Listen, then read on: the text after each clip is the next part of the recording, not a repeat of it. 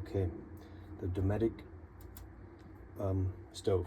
So this one's built in here, and it's super easy. It comes with the ignition. Just turn it on a little bit, light it up. Two sides. If you have bigger pots and pans, it's a little tight.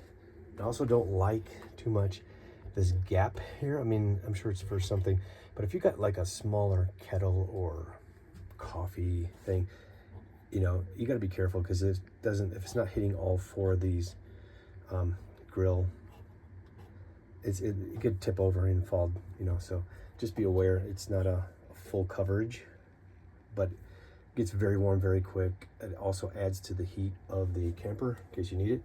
The little doors do swing open here, so it's kind of like, you know, your typical outdoor camper stove. If you go on a camping trip, maybe tent camping, you have something similar, just like that, but this one's built in.